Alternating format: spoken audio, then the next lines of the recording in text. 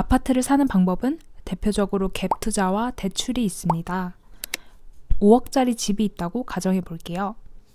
한 집은 전세입자가 3.5억에 살고 있습니다.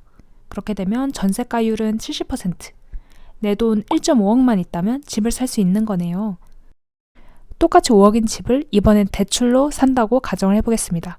대출은 80%까지 나온다고 합니다. 그러면은 4억까지는 대출을 받고 내 돈 1억만 있으면 집을 살 수 있는 거네요. 대신 갭으로 구매하는 것보다는 대출이자 비용이 나가겠죠? 그렇게 되면 내 돈 1억만 있으면 집을 살 수 있는 겁니다. 다만 대출이 4억까지 모두 나오는지는 한번 확인해 봐야겠죠.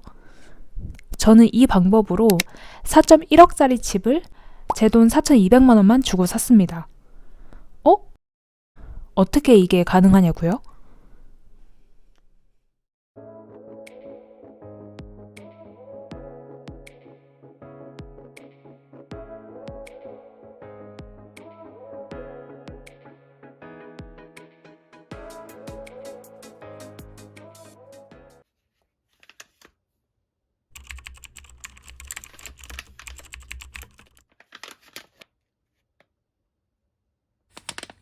저는 생애 최초 LTV 80% 정책을 통해서 집을 샀습니다. LTV의 개념이 무엇인지 모르시는 분들은 내 집 마련기 1탄 영상을 참고해주세요. 이 정책은 부동산 경기 침체를 막기 위한 정부의 완화책 중에 하나인데요. 내가 태어나서 처음으로 집을 사는 사람이라면 집 가격 상관없이, 그리고 나의 소득 상관없이, 어디에 집을 사느냐도 상관없이 집값의 80%를 대출로 지원을 해주겠다는 겁니다. 그러면은 내가 집값의 20%만 현금이 있으면 집을 살 수 있는 거죠.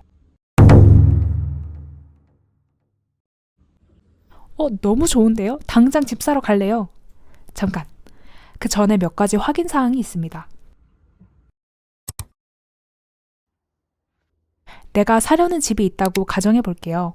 그러면은 저희는 내가 대출이 얼마나 나오는지, 그리고 그 집 가격은 얼마인지, 여기서의 가격은 매매가가 아닌 KB 시세를 말합니다. KB 시세? KB은행인가? KB 시세는 국민은행에서 직접 부동산의 가격을 감정해서 매주 발표하는 부동산 시세인데요. 정부와 은행에서는 이 KB 시세를 가지고 주택담보대출의 기준으로 사용을 하고 있어요. 대출의 기준이 되는 만큼 좀 공신력 있는 시세라고 생각을 해주시면 됩니다. 제가 산 집은 4억 1천만 원. 여기서 대출을 80% 받으면 나머지는 8,200만 원인데 전 왜 4,200만 원이냐고요? 바로 대출 한도를 결정짓는 기준인 KB 시세가 당시 매매가보다 높았기 때문입니다. 제가 사려는 집은 4억 1천만 원이었지만 당시 KB 시세는 4억 6천만 원이었습니다. 저는 이 KB 시세를 기준으로 대출 80%를 받았기 때문에 4.6억의 80%인 3억 6,800만 원을 대출로 받았습니다. 그렇게 해서 들어간 총 구입 비용을 한번 계산해 볼게요. 우선 아파트 매매가가 4억 1천만 원, 기타 부대 비용으로는 우선 취득세 451만 원, 인지세 15만 원, 증지 13,000원, 그리고 부동산 중개 수수료 180만 원이 나왔고요. 또 법무사 등기비가 43만 원이 나왔습니다. 그럼 비용을 다 합치면 4억 1천만 690만 원이 나왔습니다. 여기서 대출을 3억 6,800만 원 받았고요. 또 월세로 임차인을 맞췄는데 보증금으로 1,000만 원을 받았습니다. 월세로 임차인을 맞추면서 부동산 중개 수수료가 30만 원이 들어갔습니다. 그렇게 해서 총 4억 1천만 690만 원에서 대출과 임차인 보증금을 합친 3억 7,770만 원을 빼면 순수하게 3,920만 원만큼 제 돈이 들어간 겁니다. 여기서 3억 6,800만 원에 대한 주담대 대출 이자는 제외하고 계산을 할게요. KB 시세는 신고된 실거래가 기준으로 반영이 되는데 보통 부동산의 현재 시장가를 반영하기까지 몇 개월의 시간차가 걸립니다. 작년에 부동산 시장의 폭등 이후에 현재 부동산 가격이 전국적으로 하락을 하고 있는데요. 제가 집을 샀을 때는 작년에 부동산 상승기 때 훅 올라갔던 KB 시세가 아직 현재만큼 크게 떨어지지 않은 상태였어요. 이번에는 이렇게 대출을 받아서 집을 살 때 주의사항을 말씀드리려고 하는데요. 첫 번째로 내가 얼만큼 대출을 받을 수 있는지 확인을 해야 됩니다. 그러니까 내가 받을 수 있는 총 대출 한도를 확인을 해 봐야 되는 건데, 저희가 집값의 80%까지 대출을 받을 수 있다고 생각을 하지만 저희는 DSR 40% 기준을 충족을 해야 돼요. 여기서 DSR 개념을 잘 모르시는 분이라면 앞서 1탄 영상을 보고 와주세요.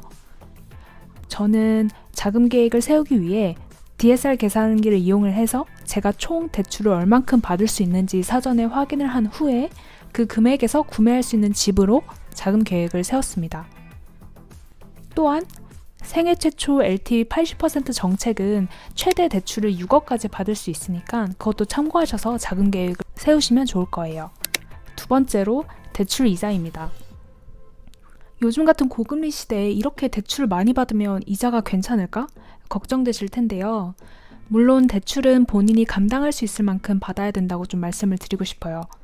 보통은 내 월 소득에서 대출 이자가 30%를 넘지 않도록 권장을 하고 있어요. 저도 제가 감당할 수 있는 선에서 대출을 받았고, 또 월세 임차인을 맞춰서 매달 내야 되는 대출 이자를 매달 받는 월세로 충당을 하고 있습니다. 참고로 내가 산 집에 직접 전입신고를 하고 사는 실거주가 아니고 저처럼 임차인을 맞출 경우에는 대출 상담을 받을 때 전입신고를 하지 않을 거라는 거를 사전에 말을 해야 됩니다. 그 이유는 대출 상품 중에 전입신고를 해서 실거주를 하는 조건으로만 대출을 해주는 은행 상품들이 있기 때문이에요. 결론적으로 전 이렇게 총 약 4천만 원이 안 되는 금액으로 4억 1천만 원짜리 집을 마련할 수 있었습니다. 오늘은 제가 집을 산 방법을 공유드려 봤는데요. 사실 이렇게 집을 사기까지 많이 헤맸던 것 같아요. 제가 살 수 있는 집이 뭐가 있는지 결정하는 것도 어려웠고, 대출 종류도 너무 많고, 정책도 많이 바뀌고, 제가 아는 게 없다 보니까 확실히 쉽지 않더라고요. 다음 영상에는 집을 사고 싶은 모든 무주택자분들이 고려를 해볼 수 있는 가장 인기가 많은 대출들을 좀 정리를 해서 소개시켜 드려볼까 해요. 실제로 집을 처음에 구매하시는 분들이 가장 유리하게 사용할 수 있는 대출들입니다. 보금자리론, 디딤돌 대출 같은 정부 정책 상품도 있으니까 그런 것들을 어렵지 않게 한눈에 쏙쏙 소개시켜 드려볼게요. 그럼 오늘도 봐주셔서 감사합니다. 내 집 마련, 저희가 몰라서 어려운 거지 아는 만큼 준비할 수 있어요. 그러면 저는 더욱 유용한 팁으로 돌아올게요. 오늘도 시청해주셔서 감사합니다. 다음 영상에서 뵐게요. 안녕.